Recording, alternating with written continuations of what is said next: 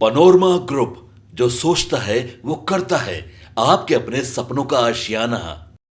नमस्कार, मेरा नाम सागर कुमार है और आप हमारा खास कार्यक्रम पॉलिटिकल मंथन देख रहे हैं।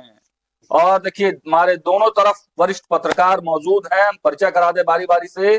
एक तरफ न्यूज हाट के editor in chief Amit Agrawal sir बैठे हुए हैं, आपका सर बहुत स्वागत है। और दूसरी तरफ सिटी पोस्ट लाइव के editor in chief Shrikant Pratyush sir भी, आपका भी बहुत बहुत स्वागत है सर। तो आज बहुत सारे मुद्दों पर हम बातचीत करेंगे। आज होगी बंगाल के घटनाक्रम पर गर्माहट भरी तीखी बहस। बंगाल के ताजा घटनाक्रम ने खड़ा कर दिया है बड़ा सवाल, क्या नरेंद्र मोदी ही भारत के सबसे मजबूत प्रधानमंत्री? आज होगी पड़ताल मोदी बनाम इतिहास की। बंगाल की कसौटी पर प्रधानमंत्री नरेंद्र मोदी की इंदिरा गांधी और चंद्रशेखर से करेंगे तुलना। तो आइए शुरू करते हैं और समझते हैं कि मोदी ही ज्यादा ताकतवर या पुराने प्रधानमंत्रियों का दौर था असली मजबूत।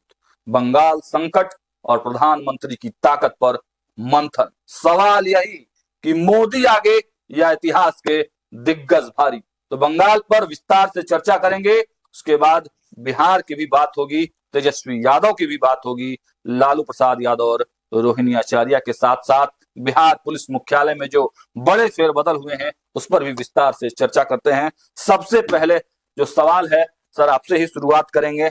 बंगाल, पश्चिम बंगाल में चुनाव है, लेकिन चुनाव के पहले जो तस्वीर निकलकर सामने आ रही है, ममता बनर्जी, ईडी पर हमला एक तरह से कहा जा सकता है, फाइल को छीन लेना।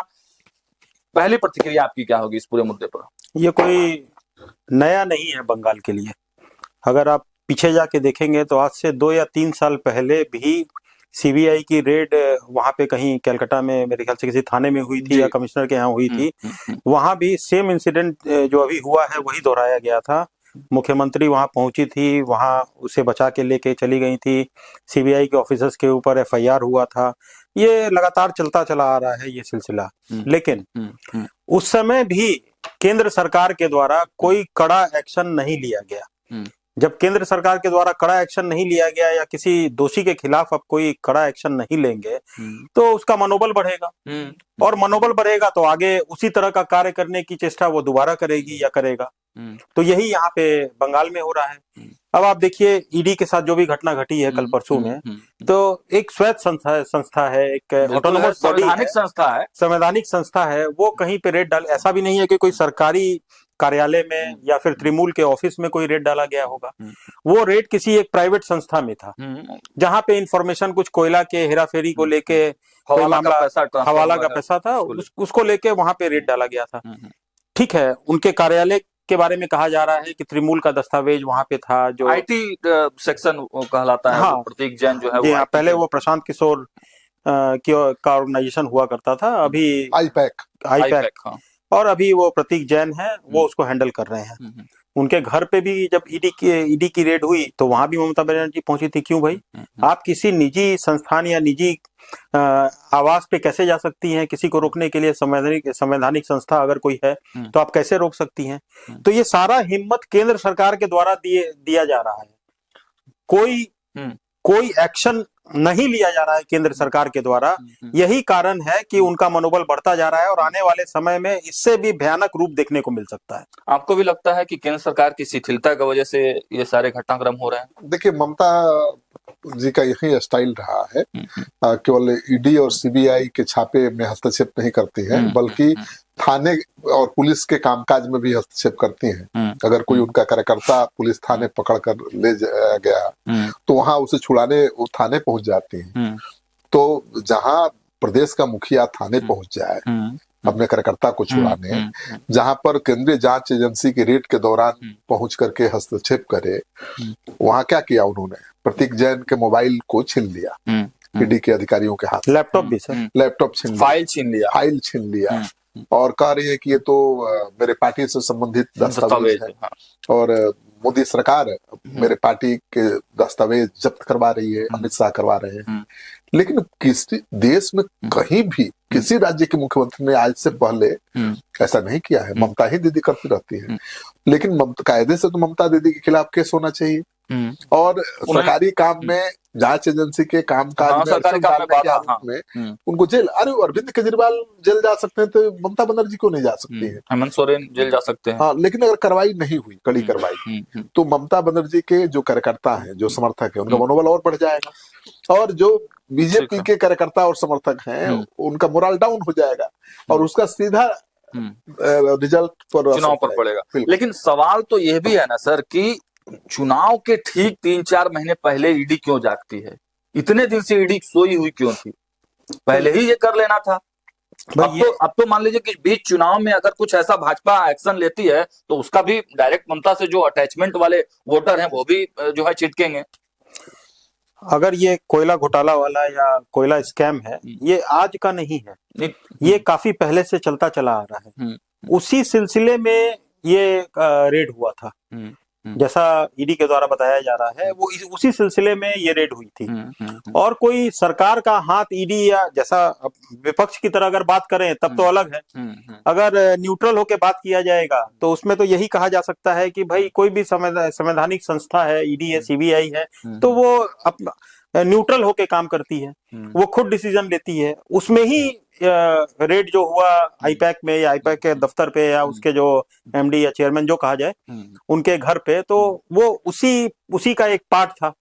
अब हर चीज को आप चाहे बिहार देख लीजिए, झारखंड देख लीजिए, जब भी कोई इस तरह की कार्रवाई होती है उसको इलेक्शन से जोड़ दिया जाता है। पूरे भारत में अब ये ट्रेंड बन गया है कि किसी भी तरह की कार्रवाई अगर हो तो उसको आप इलेक्शन के साथ जोड़ दीजिए। तो इलेक्शन तो पूरे भारत में हर साल हमेशा ही चलता रहता है। हर साल आप किसी न किसी राज्य में इलेक्शन देखते हैं, तो इसका मतलब है कि सारी संस्था काम रोक दे, उस राज्य में काम ना करे, नहीं तो उसके ऊपर ब्लेम आने लग जाएगा कि भाई वो इलेक्शन के कारण इस तरह की कार्रवाई कर रहे हैं। तो ये क्या बात हुई?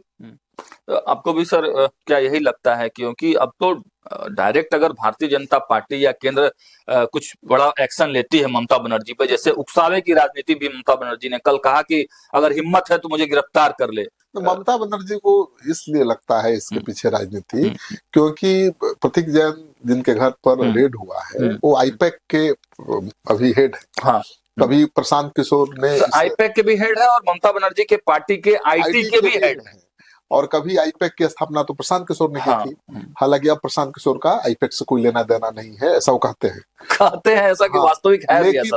अब कैसे मैं बताऊं, बीजेपी के जो सांसद हैं संजय जायसवाल, उन्होंने दावा किया है कि 60 करोड़ रुपए का लेन देन हुआ आईपैक और जनसुराज के। आईपैक ने दिया है जनसुराज को जी। तो तब कैसे आप कह सकते हैं कि कोई लेना देना नहीं है, अगर वाकई इसके प्रमाण है। लेकिन यह है कि जांच का विषय है ना, ये प्रमाण है अगर 60 करोड़ रुपया के लेन देन का जनसुराज और आईपैक के बीच, तो प्रशांत किशोर ये नहीं कह सकते कि हमारा कोई लेना देना नहीं है, और प्रशांत किशोर भी इस चुनाव में अहम भूमिका निभा सकते हैं। और सर, और सबसे बड़ी बात है कि अगर जनसुराज ने आईपैक को दिया रहता तो ये कहा जा सकता था कि भाई कैंपेन के लिए दिया गया है, लेकिन आईपैक ने प्रशांत किशोर को जनसुराज को दिया है 60 करोड़ रुपए। अगर इसके पुख्ता सबूत है तो ये तो सर ये भी तो सवाल उठता है ना, अगर संजय जायसवाल ये बात बोल रहे हैं तो क्या उसके ऊपर कोई कार्रवाई हुई या फिर कोई जांच बैठी? ना, ऐसी कोई खबर नहीं आई है। भाई पॉलिटिकल बयान देना तो बहुत आसान है। पॉलिटिकल लोगों को भी सोच समझ के बयान देना चाहिए। अब बिना किसी प्रमाण के, बिना सबूत के आप कैसे कह देंगे कि सब कुछ होगा तभी बोले होंगे? ऐसे तो सरकार में है, आप जब चाहें तब जांच करा सकते हैं, आप एफआईआर कर सकते हैं। अगर आपके पास कोई ऐसा दस्तावेज था तो खाली इलेक्शन के पीरियड में इस तरह की बयानबाजी आपको लगातार देखने को मिलेगी। है कि आईपैक जो उनके लिए चुनाव में काम कर रहा है लगातार कर रहा है। हाँ, बिल्कुल। और मुझे जो जानकारी है 200 से 250 करोड़ रुपए आईपैक को मिलता है ममता बनर्जी की पार्टी से, ये भी जान लीजिए। तो आईपैक काम करता है, तो उनको लगा हुआ कि प्रतीक जैन के घर पर रेड करके उनके पार्टी से जुड़े दस्तावेज, डेटा वगैरह सब ईडी जब्त कर रही है, और बीजेपी ईडी के जरिए जब्त करवा रही है, और वो रिएक्शन में आ गई और पहुंच गई वहां। लेकिन वो मुख्यमंत्री की कुर्सी पर, एक संवैधानिक पद पर है, उनको उस पद के गरिमा का ध्यान रखना चाहिए, ठीक है ना। विरोध करने का तरीका हो सकता है अलग, लेकिन वो खुद जाकर के रेट में हस्तक्षेप करना और धमकी देना ईडी के अधिकारियों को, पंचनामा में कुछ भी रिकवरी दिखाओगे तो जेल भेज देंगे। ईडी के अधिकारियों के खिलाफ केस भी दर्ज कहीं ऐसा तो नहीं है कि ममता बनर्जी जो नागरिक, जो भाजपा के वोटर्स हैं, उनको भी एक मैसेज देना चाहती थी? मैसेज चला गया। हाँ, एक मैसेज ये पहुंचाना चाहती थी कि ये देख लो, जब कोई सरकारी संस्था, ईडी जैसी संस्था के विरुद्ध हम खड़े हो सकते हैं, तो तुम लोग अगर आगे बढ़ के वोट करते हो या हमको नकारते हो तो क्या हो सकता है? देखिए अमित जी, मैसेज तो यही जाएगा जनता की। तो मतलब यही है ना सर कि जिसकी लाठी उसकी भैंस, बंगाल में यही हो गया ना अब तो। केंद्रीय जांच एजेंसियों के काम में इस तरह से हस्तक्षेप हो रहा है, हाँ। तो इसका मैसेज तो खराब जाएगा। और वो भी चुनाव के पहले हो रहा है, तो मैंने पहले ही कहा कि जो ममता बनर्जी के समर्थक हैं उनके हौसले बुलंद होंगे, और बीजेपी जो समर्थक है वो घरों से निकलेंगे नहीं वोट डालने के लिए। तो ये क्या गलत है सर? अभी कल मेरे ख्याल से एक डिबेट में हम देख रहे थे, अजय आलोक जो प्रवक्ता है सर बीजेपी के, उनके द्वारा कहा जा रहा था, वो किसी को कोट करके बोल रहे थे कि अलग राज्य, जो राज्य हैं वो अलग देश की तरह अपने आप को प्रिटेंड कर रहे हैं, वो ये दिखाना चाह रहे हैं वो पहले कार्यक्रम में इस चीज को। और सर आपको याद होगा श्रीकांत जी, हम लोग भी लगता है कि 2 संडे पहले जो कार्यक्रम में किए थे, भी इसी विषय पे किया था कि राज्य एक अलग देश की तरह बिहेव कर रहा है, मोनोपोली बढ़ती जा रही है। यही हमारा एजेंडा था उस समय। और आज के डेट में अगर आप देखेंगे तो पूरे भारत में यही मुद्दा चल रहा है कि एक राज्य, जो भारत के अंदर में अनेक राज्य हैं, भारत राज्यों का आर्टिकल 1 में साफ यही चीज लिखा है कि भारत एक राज्यों का संघ है। और आज सर मान लीजिए बंगाल कर रहा है, तो कल कोई दूसरे राज्य भी इसी तरह का बिहेव करेंगे, बिल्कुल होगा, वही होगा। तो यही सवाल है ना सर, एक सवाल मेरा यही है सर आपसे कि क्या अब इस तरह की जो चीजें चल रही हैं, तमाम ममता बनर्जी, हेमंत सोरेन या और किसी राज्य को आप देख लीजिए, तो क्या केंद्र सरकार इतनी कमजोर हो गई है कि कोई राज्य आंख उठाकर दिखाएगा और केंद्र सरकार डर जाएगी? बंगाल के परिप्रेक्ष्य में तो ऐसा ही दिखता है सर।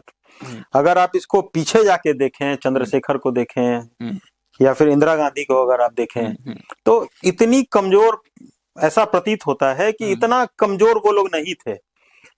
ऐसा क्या है बंगाल में कि लगातार 5 साल से इस तरह की घटना हो रही है, कितने लोग मारे गए वहां पे। अभी आप 2021 के इलेक्शन के बाद भी देखेंगे तो अनेक लोग मारे गए, उसकी भी शिकायत हुई। लेकिन ये कहा गया, जो केंद्र सरकार या एजेंसियों के द्वारा ये कहा गया कि भाई चुनी हुई सरकार है, इतने बड़े बहुमत से वो आई है, तो इतने बहुमत की सरकार पे राष्ट्रपति शासन, ये सब की जो बात चल रही थी वो संभव नहीं है, ये अच्छा मैसेज नहीं जाएगा। तो आप सिर्फ मैसेज देने के लिए राजनीति या फिर देश को बचाना प्राथमिकता है, या फिर सिर्फ मैसेज देना और राज्य को जीतना या राजनीति करना प्राथमित है? पहले तो हम लोगों को ये देखना पड़ेगा सर।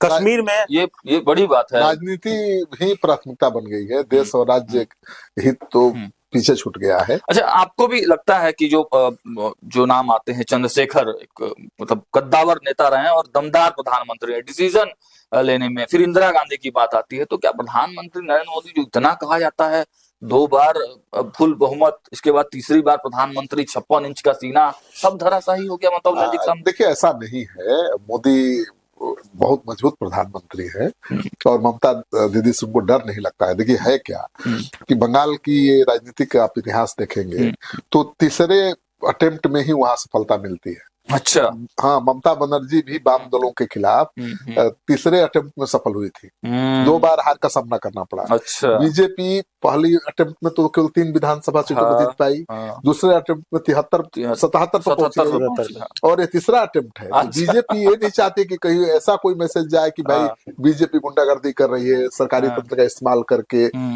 मुख्यमंत्री ने जो गलती की है, 1 मिनट का काम है उनको जेल भेजना।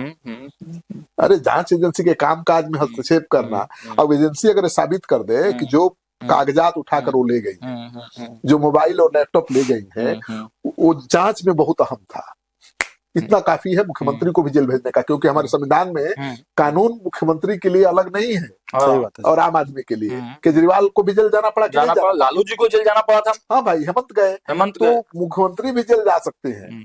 और मुझे लगता है कि बीजेपी ने अभी सरेंडर नहीं किया है, और गलती करे थोड़ा कार्रवाई होगी, क्योंकि अब एजेंसी ने कोर्ट से परमिशन भी मांगा। तो गलती किस शर्त पे?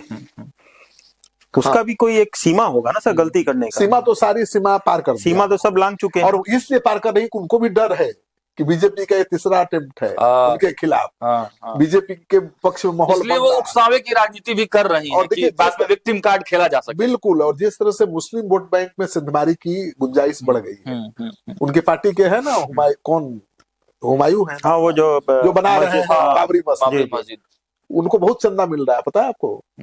बहुत चंदा मिल रहा है, मतलब मुस्लिम बहुत समर्थन कर रहा है उनका। तो और उनका एमआईएम से भी तालमेल होने के संभावना। लेकिन सर ये भी सुनने में आ रहा है कि अप्रत्यक्ष रूप से ममता बनर्जी ही उसके पीछे भी है, क्योंकि तृणमूल का ही वो रहा है। तृणमूल के ही विधायक थे वो विधायक तृणमूल के ही रहे हैं।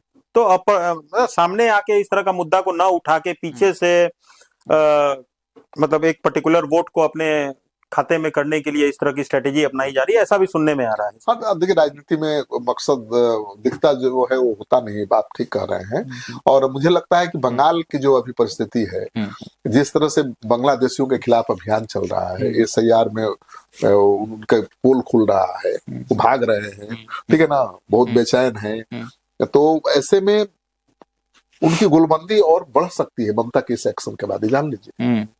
मैंने उनको लगेगा ना कि हमारा नेता अभी डाउन नहीं है, लेकिन नॉर्मलाइज नहीं है। हाँ ठीक है, ममता ने वही संदेश देने की कोशिश की है कि भाई कुछ भी कर ले बीजेपी, हम लोग डरने वाले नहीं तो ममता के वोटर तो सर इंटैक्ट हैं, विश्वास है उनको। हाँ। लेकिन भाजपा के वोटरों का क्या, उनका विश्वास कैसे बढ़ेगा? हाँ, वही है कि भाजपा के वोटर क्या बूथ तक जाएंगे, वही बात, घर से बाहर निकलेंगे, वो नहीं जाते, निकल जाएंगे तब तो हाँ, मुश्किल हो जाएगा। मतलब सर हर कार्य एक सीमा के अंदर में किया जाएगा, तभी उसका महत्व रहता है।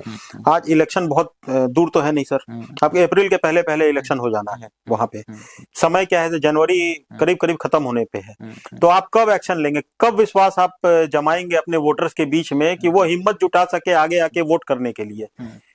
जब आप हिम्मत ही नहीं जुटा पाए, मतलब 2021 के हिसाब से अगर वोटर्स अपने आप को प्रिपेयर करें तो वो नहीं जाएंगे सर वोट पे। हाँ ठीक है, लेकिन अमित शाह आप देखिए ना, वहाँ पालथी मार के बैठे सर 1 महीना कैंप करेंगे तभी हिम्मत दिख सकती 2 है। महीना कैंप करेंगे, वहीं बैठेंगे, वहीं से श्रीकांत देश सर, चलाएंगे। आप तो 2005 का चुनाव भी देखे होंगे। कहा जाता था कि उस समय भी मतलब इसी तरह का स्थिति था, डर था, लोग नहीं निकलते थे वोट देने के लिए, धमका दिया जाता था। तो उस समय ऐसा क्या किया था नीतीश कुमार ने या फिर केंद्र की सरकार ने कि वोट अच्छे से हो गए थे? देखिए है क्या कि लालू जी जब सत्ता में आए तो कई परिवर्तन हुए। एक तो कुछ लोग ये भी मानते हैं और सच्चाई भी है कि सामाजिक न्याय को उन्होंने आगे बढ़ाया, लेकिन हुड़दंग को भी बढ़ावा दिया, कानून व्यवस्था चौपट हुई।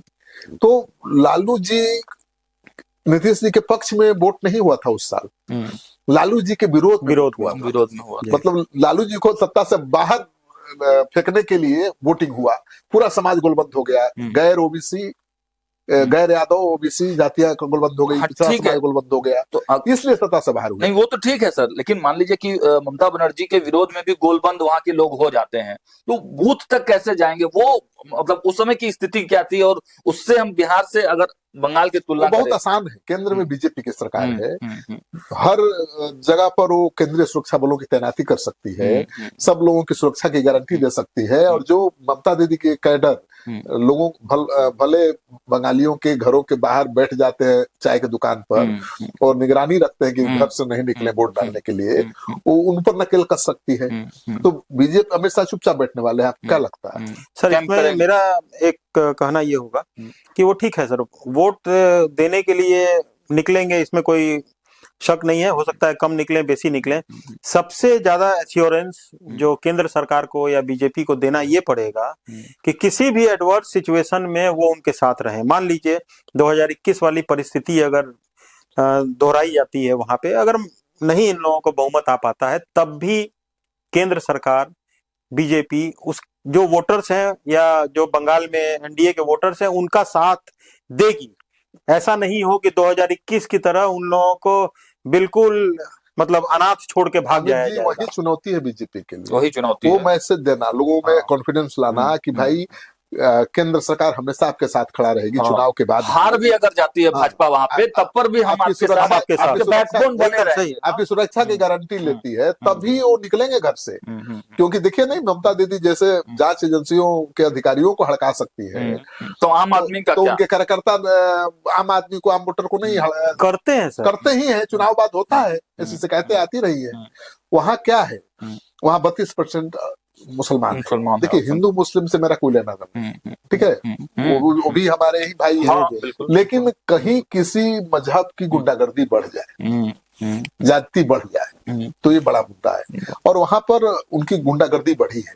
और सरकार के छूट की वजह से बढ़ी है। बिल्कुल मनमानी बढ़ी है, और इसलिए जो भला मानुस है बंगाल का, जो महिलाएं भद्र मानुस कहिए, और जो भद्र महिलाएं लोग भद्र लोग जो हैं, और जो महिलाएं बहुत बदलाव चाहती हैं, वो मुक्ति चाहती हैं, तो अगर वो गोलबंद हो गए, उनके मतदान केंद्र तक जाने की व्यवस्था हो गई, ठीक है ना, चुनाव तो बदलाव तो हो ही जाए। चुनाव आयोग को भी एक बड़ा ठोस कदम उठाना पड़ेगा। हाँ, और राजनीतिक आप इतिहास देख लीजिए, तीसरा अटेम्प्ट में सफलता मिलती है भाई। ममता को भी मिली थी बागडोर के खिलाफ, बीजेपी को भी मिल जाएगी, लेकिन बीजेपी दिखाई दे रही है, इससे दुखी है। नहीं, एक और चीज सर, यहाँ पे विपक्ष क्यों नहीं उठाता है सवाल सर? आज इतना बड़ा कांड हो गया ईडी के साथ, जो बिहेव रहा ममता बनर्जी का, उसके बाद भी सब चुप है सर। अखिलेश यादव उनके फेवर में आके बोल रहे हैं, सारे प्रवक्ता को लगा रखे हैं कि आके और ममता बनर्जी के फेवर में वो इस तरह की बात करें। आप टीवी डिबेट में देख लीजिए, पूरा यही मुद्दा उठ रहा है। हाँ, और उसको डिफेंड किया जा रहा है। बीजेपी इसको काउंटर, तो वहां पे डेमोक्रेसी है या नहीं है सर? जो डेमोक्रेटिक कंट्री बोला जाता है, तो डेमोक्रेसी क्या बची है बंगाल में? कहा जाएगा कि डेमोक्रेटिक तरीके से वहां पे सरकार चल रही है, जब पुलिस को पावर नहीं है, जब ईडी को पावर नहीं है, जो सरकारी संस्था है उनको कोई भी कार्रवाई करने का पावर नहीं है, तो कैसे डेमोक्रेसी हो गया? तो बीजेपी के लिए तो यही चुनौती है अमित जी। जब तक बीजेपी लोगों को भरोसा नहीं दिला पाएगी कि कानून के ऊपर कोई नहीं है, ममता भी नहीं है, तब तक वो घरों से बाहर निकलकर बीजेपी के लिए वोट डालकर अपना जान जोखिम में नहीं डालेंगे। और यही खतरा जो आपको दिख रहा है, मुझे भी दिख रहा है कि अगर वो जोखिम लेकर मतदान केंद्र तक नहीं गए ममता सरकार को बाहर करने के लिए, तब क्या होगा?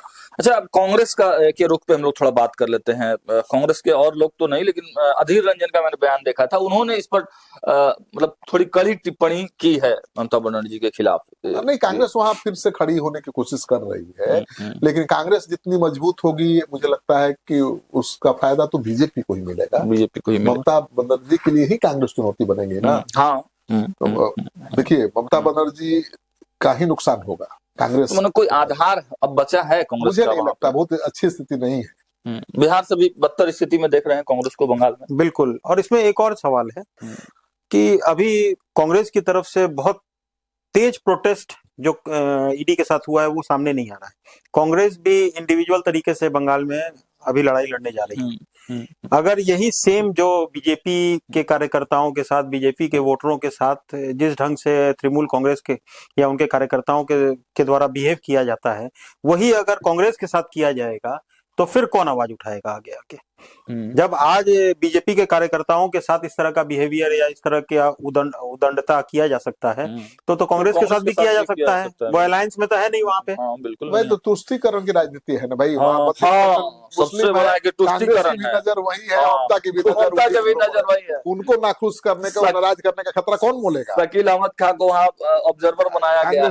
बिहार के नेता शकील अहमद खान को वहाँ का ऑब्जर्वर बनाया है, तो सबकी नजर तो वही है। कांग्रेस का 32%। कांग्रेस के पास कुछ खोने के लिए तो वहाँ है। हाँ, कोशिश कर रही है कि कुछ पा ले, लेकिन स्टार्टअप है सर। हाँ, लेकिन बीजेपी ठीक जिनवाला बीजेपी जितना ढीला दिखाई दे रही है, उससे नुकसान हो सकता है। चांस है बीजेपी के आने का, लेकिन तीसरा अटेम्प्ट है तो चांस है। हाँ, लेकिन मुझे लगता है कि बीजेपी अपना खेल खुद बिगाड़ रही है। ममता दीदी की वापसी फिर हो सकती है। सर, ये भी हो सकता है बीजेपी के मन में, जैसे क्या होता है कि जब मोदी जी की रैली होती है या मोदी जी जब आते हैं ना, तो मामला 24 घंटे के अंदर उलट जाता है। हाँ। तो ऐसा ही सोच होगा कि 10-20 रैली कर दिया जाएगा तो मामला उलट जाएगा। लेकिन बंगाल अलग है, बिहार बंगाल में बहुत फर्क है सर। बंगाल में पहले तो बिहार बहुत अलग था। हाँ, बिल्कुल। बिहार से बंगाल की तरफ बढ़े तो बंगाल तो बिल्कुल डिफरेंट है। तो भाजपा को गंभीर चिंतन और मंथन करना चाहिए आप लोगों को, और कड़ा स्टेप जल्द से जल्द उठाना चाहिए। बंगाल के बाद अब फिर वापस बिहार लौटते हैं। बिहार में भी हलचल तेज है भाई। संक्रांति, मकर संक्रांति के बाद बिहार की राजनीति में क्या कुछ होने वाला है, उस पर बातचीत करेंगे। लेकिन उससे पहले आज एक ट्वीट आया है, दिखाइए ट्वीट को। ये रोहिणी आचार्य हैं, लालू जी की बेटी हैं, जिन्होंने किडनी दिया था लालू जी को। क्या लिख रही हैं? बड़ी शिद्दत से बनाई और खड़ी की गई बड़ी विरासत को तहस नहस करने के लिए परायों की जरूरत नहीं होती। अपने और अपनों के चंद षड्यंत्रकारी नए बने अपने ही काफी होते हैं। हैरानी तो तब होती है जब जिसकी वजह से पहचान होती है, जिसकी वजह से वजूद होता है, उस पहचान का, उस वजूद के निशान को बहकावे में आकर मिटाने और हटाने पर अपने ही आमादा हो जाते हैं। ये अपने इन्वर्टेड कमा में है। जब विवेक पर पर्दा पड़ जाता है, अहंकार सिर पर चढ़ जाता है, तब विनाशक ही आंख, नाक और कान बन बुद्धि विवेक हर लेता है। इसमें विनाशक भी इन्वर्टेड कॉमा में है। सबसे पहली प्रतिक्रिया सर आपके पास ही चलते हैं। इस ट्वीट को पढ़ने के बाद, सुनने के बाद आपके मन में पहली प्रतिक्रिया क्या आ रही है? देखिए, ये दुख है, एक घर की बेटी का, एक बहन का एक दुख है जो जाहिर किया जा रहा है। और ये क्यों सामने आया? अभी तेजस्वी यादव लौट रहे हैं या लौट गए हैं क्या? इसमें लौट गए हैं क्या? नहीं, लौटे नहीं है। हाँ, मतलब वो इंडिया आ गए हैं, अपने जो टूर पे गए हुए थे उससे इंडिया लौट चुके हैं। उसके बाद एक बड़ा मैसेज फोटो के माध्यम से सर्कुलेट हुआ था, जिसमें आप देखेंगे उनके जो घनिष्ठ संजय यादव हैं या फिर और कोई हैं, रमीज हैं, वो लोग साथ में फोटो में दिख रहे थे। तो उस फोटो के माध्यम से कोर्ट में भी मेरे ख्याल से वो लोग कोर्ट में भी थे, शादी में भी थे जी। तो ये फोटो के माध्यम से मैसेज पहुंचाया गया था उनके लौटने के बाद। जब ये बाहर गए थे विदेश, 15-20 दिन के दौरे पर थे, उस समय हमेशा यही चर्चा में बना रहा था कि संजय यादव को हटा दिया जाएगा या उनको साइडलाइन कर दिया जाएगा, रमीज को साइडलाइन कर दिया जाएगा। तो ये चर्चा उस समय मीडिया में चल रही थी। उसमें कितनी कार्रवाई होगी, संजय यादव पर कार्रवाई होगी, सब चल रही थी। तो वो लौटते ही सबसे पहले मैसेज दे दिए कि ये सब फेक है, ये सब बेकार है, ऐसा कुछ भी नहीं है, जैसा था सर्वे सर्वा हम ही हैं और जो थे वही रहेंगे। वो जो फोटो होगा वो इनके दुख का कारण बना होगा।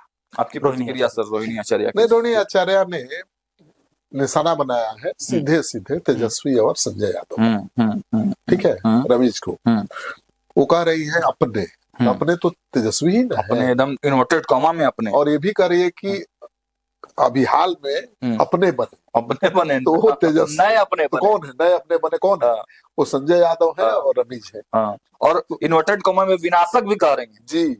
तो वो संजय यादव पर, तेजस्वी यादव पर सीधा निशाना साध रही है और वो कह रही है कि भाई पहचान मिटाने की कोशिश की जा रही है।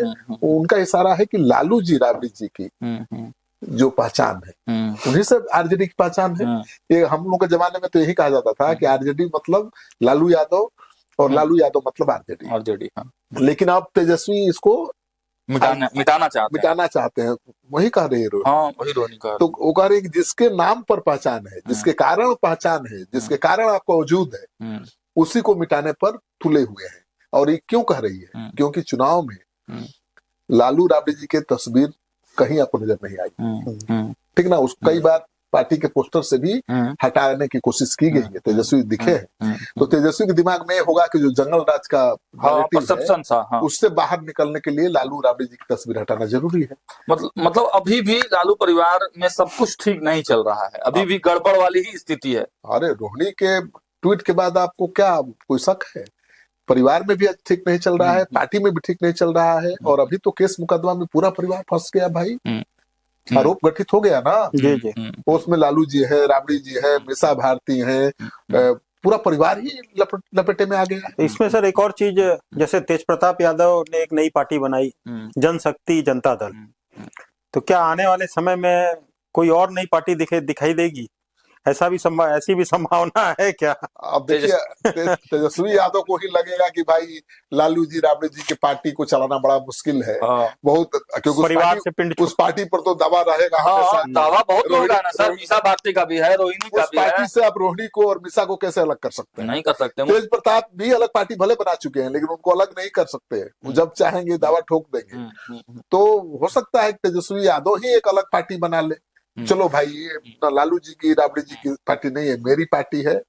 क्योंकि तेजस्वी को ये तो भरोसा हो ही गया है कि लालू यादव की जगह हो। मतलब भरोसा हो गया या गलतफहमी? गलतफहमी कहिए, भरोसा कहिए। गलतफहमी इसलिए कहेंगे कि चुनाव में नतीजा आपने देख लिया। भरोसा नहीं, लेकिन उनके आसपास के लोग इस पे बड़ा इतरा रहे हैं कि वोट परसेंटेज, हमको सबसे बड़ा वोट परसेंटेज मिला है राजद को, तो ये तेजस्वी यादव की ही जीत है। भाई वोट उनको मिला है, लेकिन उनके खिलाफ वोट ज्यादा पड़ा है ना, पड़ा है, तभी तो सत्ता में वो लोग नहीं है। 2014 के आसपास भी वोट की संख्या कम नहीं थी, सीट में भले ही कन्वर्ट नहीं हुआ होगा, लेकिन वोट की संख्या में 12,500 बहुत ज्यादा वोट डिफरेंस मिले थे नहीं था। हाँ। लेकिन सीटों की संख्या में बहुत अंतर था। हाँ। जी, इस बार लेकिन भी उस समय sir single largest party RJD बनी थी। बनी थी तो कौन बनाया था? एक बार नीतीश कुमार ने आरजेडी को जिंदा किया, हाँ। एक बार चिराग पासवान ने चिराग किया। पासवान। आप ही क्यों भूल जाते हाँ, हैं? ये- तेजस्वी को गलतफहमी हो गई कि मेरी ताकत है, हाँ। ये मेरा वोट है।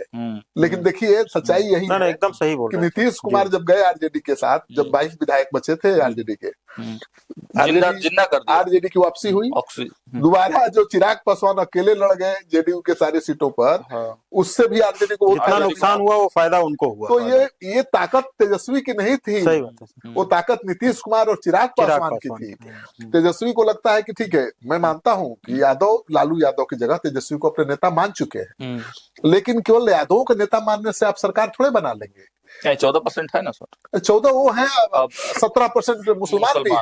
हाँ। लेकिन मुस्लिम वोटों में संदमारी हो रही है, मुसलमान भी अपना नेता खोज रहे हैं। उन्होंने वैसी को अपने नेता के रूप में देखा तभी है। तो 5 सीट आया सर। बिल्कुल, तो उनको भी अपना नेता चाहिए। दूसरी बात है कि अब देखिए, गैर ओबीसी माने गैर यादव ओबीसी जातियां हाँ, एकजुट हो रही हैं। एक गुलबंद हो रही हैं आरजेडी के खिलाफ।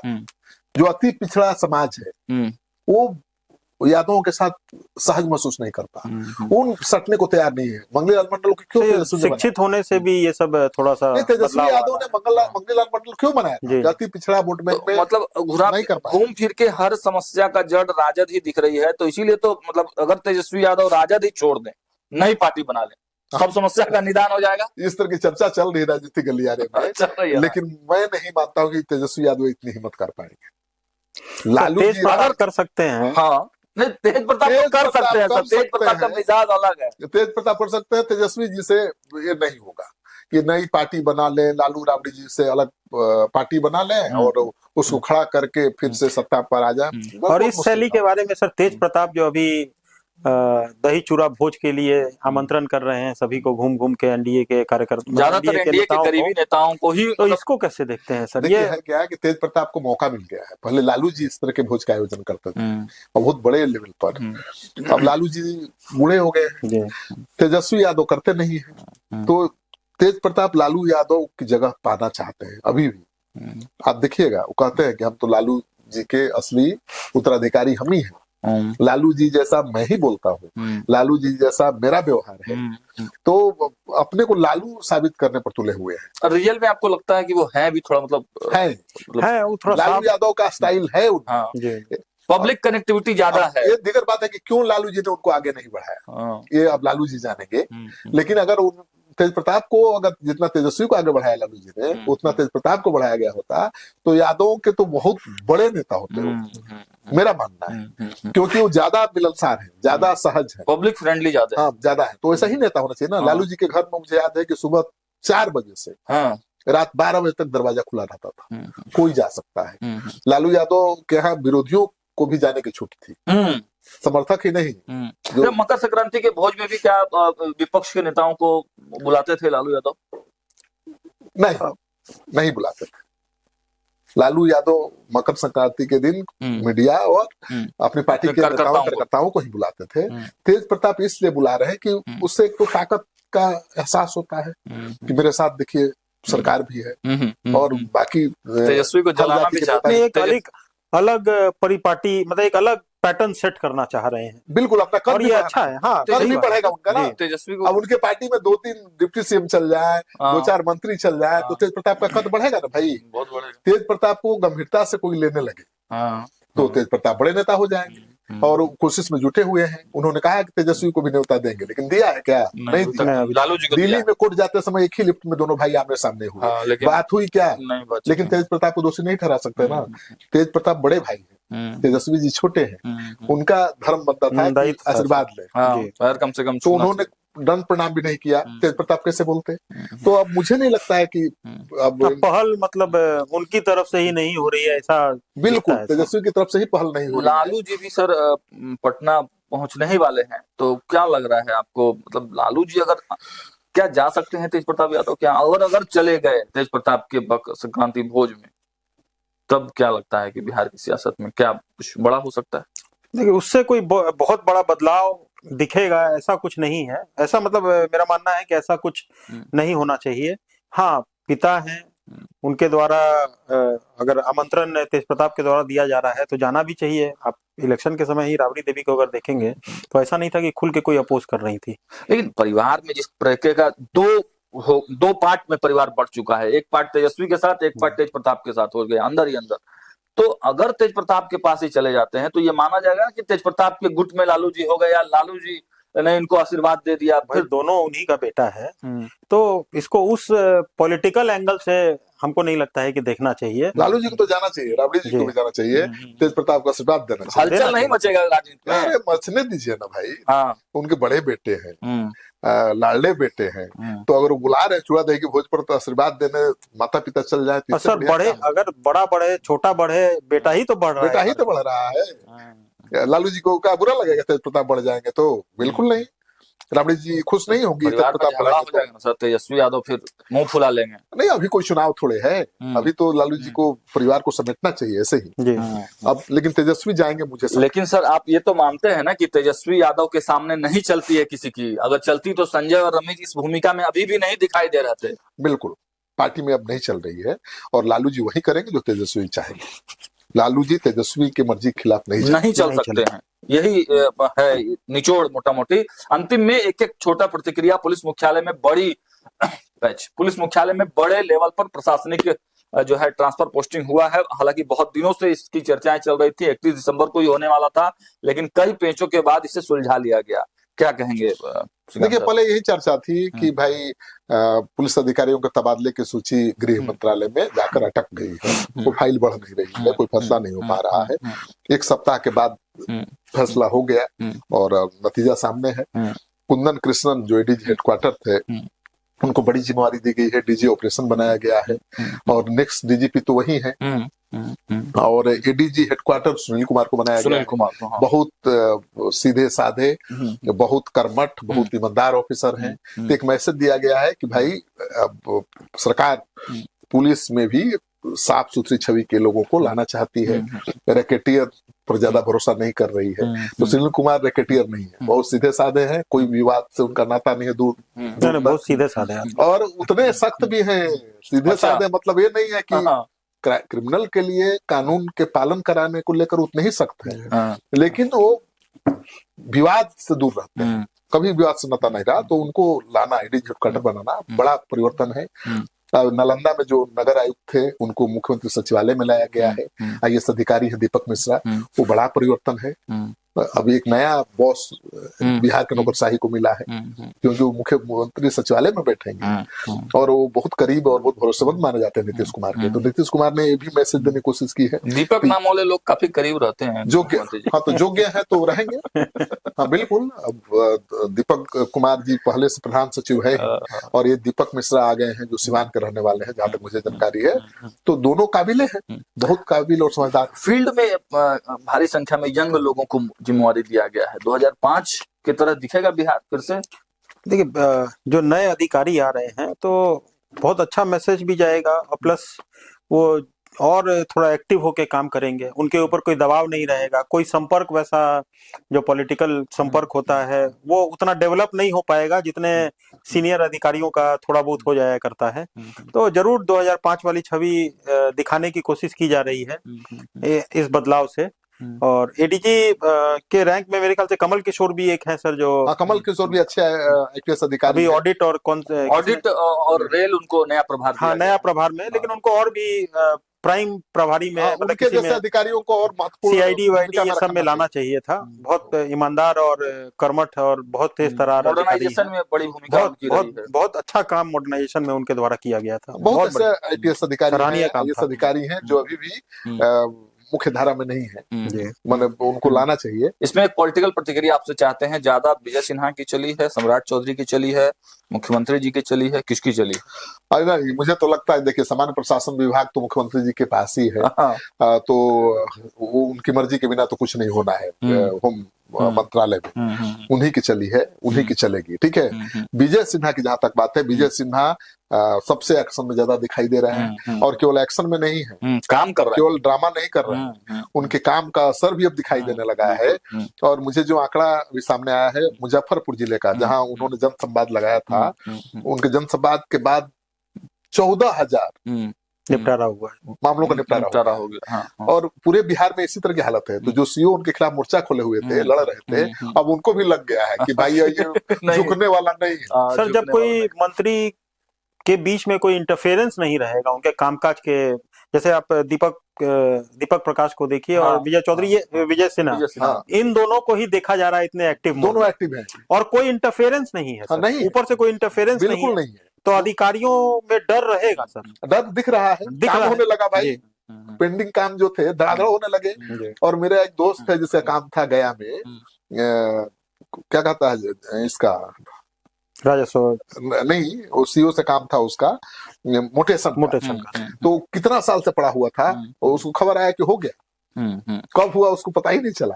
तो ये अब सीओ मानकर चल गए कि भाई काम करना पड़ेगा, रहना है तो। नहीं बहुत सर सब तबाह भी थे, खासकर मुटेशन और जमाबंदी ये सब को लेके लाखों फाइल पेंडिंग पूरे बिहार में पड़ी हुई थी। हाँ, तो अब निपटारा तेजी से होने लगा है, तो ये शुभ संकेत है। इसका पूरा श्रेय विजय सिन्हा जी को जाता है। और देखिए एक नए बॉस के तरह भी तो उभर रहे हैं ना, उनके जिले में अब गृह मंत्री है सम्राट चौधरी के जिले में नहीं बदलते हैं अधिकारी, और विजय सिन्हा अपने जिले में बदलवा लेते हैं एसपी। वो तो आपका इलेक्शन के टाइम में आप देखे होंगे, एक छोटा सा इंसिडेंस हो गया, तो एसपी को उन्होंने कहा, बोला था ना कि काम नहीं, नकारा है, काम नहीं करता है, बहुत टिप्पणी की थी। और ये जरूरी भी है सर, अगर कोई जिले के मंत्री अगर हैं, खासकर वो तो भाई डिप्टी चीफ मिनिस्टर हैं, और उनका अगर वहाँ के लोकल प्रभारी से, डीएम से, एसपी से अगर ना बन रहा हो, तो भाई जिला का डेवलपमेंट काम नहीं हो पाएगा। बिल्कुल। चलिए, तो फिलहाल हम लोग इस कार्यक्रम को यहीं पर समाप्त करेंगे, लेकिन बंगाल से लेकर बिहार तक और बिहार से लेकर पूरे देश में जो भी महत्वपूर्ण खबरें निकल कर आते हैं, उस पर विस्तार से हम लोग पॉलिटिकल मंथन में चर्चा करते हैं, मंथन करते हैं। आपको ये कार्यक्रम कैसा लगा, कमेंट बॉक्स में जरूर बताइएगा।